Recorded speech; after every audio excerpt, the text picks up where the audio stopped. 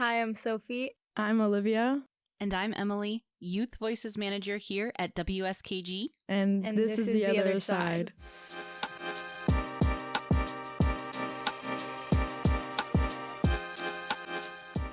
We are talking about parenting styles and their effects on teenagers. I feel like with like different generations, they've all had different parenting styles. So my parents are millennials. Mine are baby boomers. I feel like there is definitely a big difference between like the baby boomers and millennials, but I don't know. I feel like the baby boomer trauma got dumped. Like all the trauma from whatever happened then got dumped into the millennials. And I feel like just like the millennials haven't had that. They don't have that reflection process. They can't like reflect on, well, like what their actions are. Yeah. And I agree. I think that parents tell us a lot that we need to think on our actions before we do them and not say things that, like, if they're not nice. But I don't think that they really take the time and think of how their words will affect us and how their actions will affect us and how we feel in our mental health. I feel more comfortable talking to my peers about things. Yes, most definitely peers. I don't really have that connection with my parents like that because I don't really talk to my dad. And with my mom, it's just we're trying to figure it out. But I definitely feel way more comfortable like talking to you about stuff like that. Yeah, I agree. I have the like parent-daughter relationship. I don't have like a friendship with my parents. That's just like not how our relationship is. And it also feels like kind of like I don't want to come off as like disrespectful towards my parents, kind of like pointing out their flaws and like how it's affecting me. So I don't really like have that comfortability like pointing it out because it always comes back as like seen as like disrespectful and just like not listening to authority and not respecting authority, and they just don't really do that like thinking part. Yeah. And like also when they like talk to us about things, how they focus on the things that we're doing wrong, but not the things that we're doing right. Mm-hmm. Like your room's not clean enough, or your grades aren't good enough, or just like small things like that. But they don't like praise us for the things that we do right. Like if we bring a grade up, they don't point out that, and they don't like tell us good job, or it's just the negative things. Mm-hmm. And like even like say I'll like clean more, like I'll just clean and they like don't notice it, and then like say there's a day where I take a break and I'm just not having it, I just want to have like my rest day, and they're like, oh, the house needs to be clean, like this is like, why are you never doing chores? But then like when you do stuff without them asking, like it goes unnoticed, and it's just like asking for praise. I feel like it's just like kind of uncomfortable. It's like seeking attention. It kind of feels like seeking attention, and I don't know. It's Don't just it's not something. Yeah, no, that's not something I would bring up with my parents. Yeah. So along those lines of communicating, how do you go about getting into a conversation like that and asking for your needs to be met? Therapy, to be honest. It was not, before I did therapy, I've tried therapy multiple times, but before therapy and after, there's definitely a big difference. And I feel like without therapy, at least for me, some of the conversations that I've been able to have with my parents would have not happened, because it's kind of given me like the skills on how to cope with certain stuff, but also have healthy communication without it turning into something huge. I feel like with my parents, I'll tell them that I need to talk to them about something important, and it'll start off calm, but then it will escalate into an argument, and then it'll just go on, and then we'll both, like, all of us will just end up being upset. And it could be over like something so small. Yeah, it's like a chain reaction. Like once someone's upset, like it kind of just sets off everybody in the house, and I understand that. I feel like knowing like when to when the line is crossed too is a hard thing for parents. Like when you are arguing with them, I think they'd have a hard time knowing when it's a good time to like back off and just kind of give you and them a chance to breathe and like take some time to cool off, so it's not just screaming at each other. I agree with that. And with like the whole like taking a break, I kind of noticed this, and it's not like all adults do this, but I've noticed with a lot of like millennials especially, when a conversation's not going their way, like immediately the second they want to end it, it's just like we're done with the conversation, like let's go. But if there's like in the heat of the moment and you get uncomfortable and you want to take a break, it's so like, why are you running away? Why are you leaving the conversation? Like, why don't you want to just talk about it?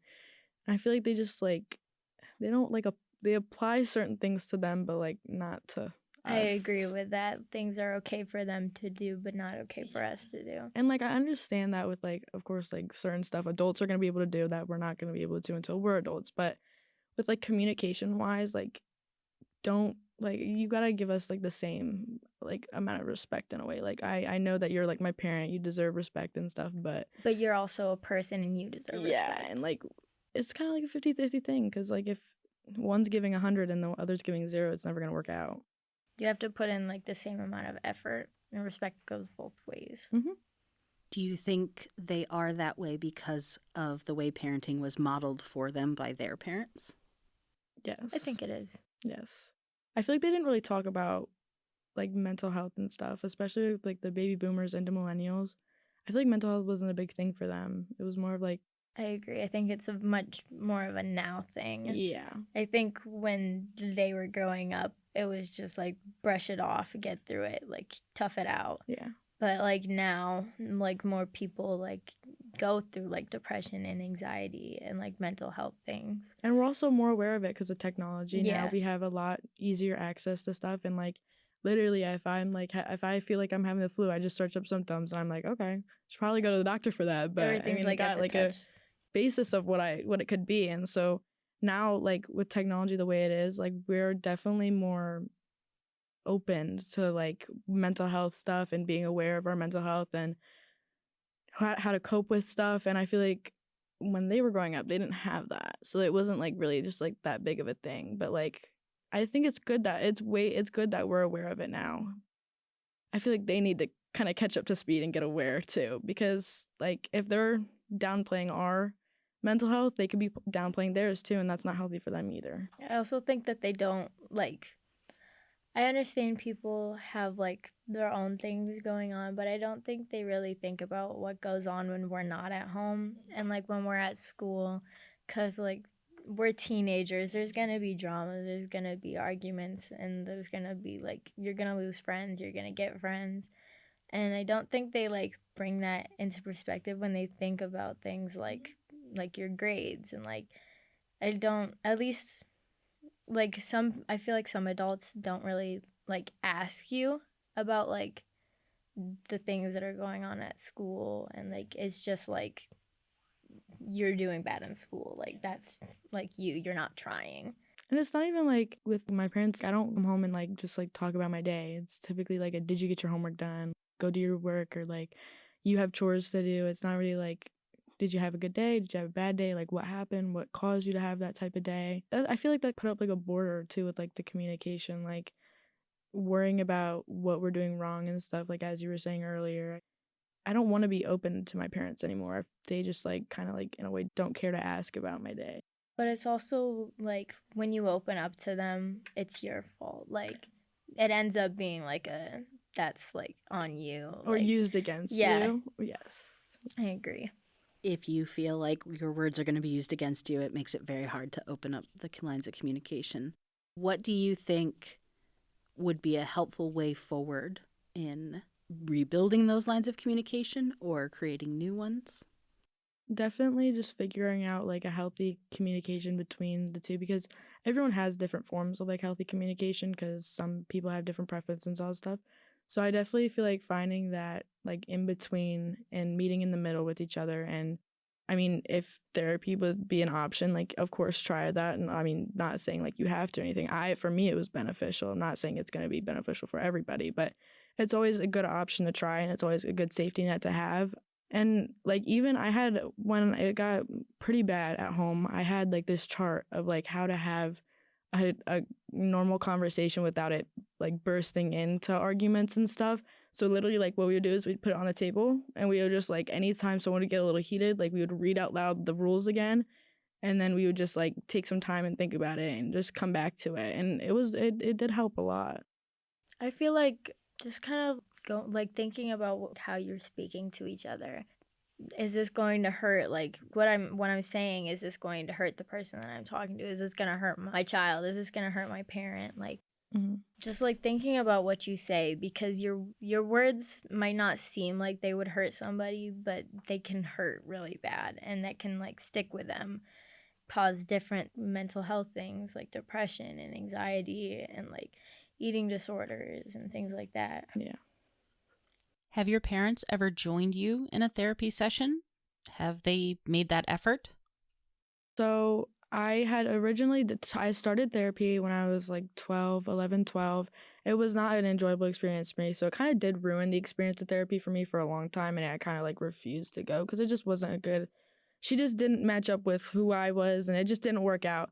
And then it got to the point where like, I kind of like needed it. Like it got to a point where I kind of like really needed it. And they did force it on me, but I have done family sessions. I do prefer having my own like personal therapist. I don't really like, I mean, I do think family therapy is helpful, but it also comes down to like, I kind of feel like the adults kind of side with each other and the kid doesn't really get listened to as much. And since like all the experiences I've had, it's kind of been that way. So that's why I kind of like to have my own therapist that kind of just is like listens to me and understands like where I'm coming from instead of like just having my parents kind of like warp and like manipulate kind of what it like how it's been.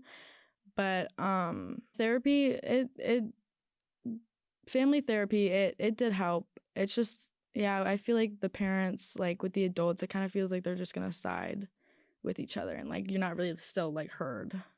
Yeah, I think that happens a lot when adults will take each other's side because they're older and they're more experienced and they've like been through these things. They know and better. Yeah, they're more mature. And I don't know, I think that since they're older, they think they have like more power over us. And I get they are older and like we have to like respect them and stuff. But like I also doesn't think that makes them better than us. Right. And I think that they might think, like, not all people, like, not all adults, you know, but I do think that they think they're better than us because they're older. Yeah, and they'd be surprised like what we do now. Like I feel like with age, like you are wiser. Like the older you get, the more wiser you are. You have been through a lot of experiences, but I feel like they kind of take it where like they do this thing where like I was a teenager once. I lived like I know exactly what it's been like to go down that road. Like I've lived your life, and it's kind of like a no, you haven't. Like you really haven't. Like just because you went through like your teenage experiences, or you know, like that does not mean that we have the same life at all. And like especially the generations, like how we've been raised, is completely different from what like my parents were raised. Yeah, I agree. What is the ideal parent for you? Just somebody that's going to listen to you and not like pick you apart for everything that you do, and will understand and support you through things, and just like being understanding of like the things that you go through because they were a teenager once, like, you know, they've all done things that we've done probably. And For my ideal type of parent, I think obviously having rules and boundaries is definitely a need because at a young age we don't know what's good for ourselves and we can get ourselves in trouble. So I of course rules and boundaries would be a thing, but I also feel like not like making your kids feel like they need to work to be loved, and if they don't do enough in the house or they don't do like get A pluses in school, like they're not good enough, you know what I mean? And I want my kids, like when I, especially like with my, like when I have kids in the future, like I would want them to come to me and talk to me about like drama at school. Like I want them to be able to lean on me and trust me enough to talk about stuff, but also understand that there's certain boundaries because there's certain stuff I'm not going to share until they're older, obviously, because they're just not mature enough for it yet. But definitely like rules, boundaries, and good communication and understanding each other and where you've been and how your lives are different and what you guys go through, because like parents also go through a lot too. They go through a lot with work and you don't know what happened that their day if they had a bad day at work. So I feel like just being very understanding with each other and having very good communication, talking all the time about your feelings, it's very good. yes, communication, because if you don't have like if you don't trust each other, then It's like, not gonna work yeah. out.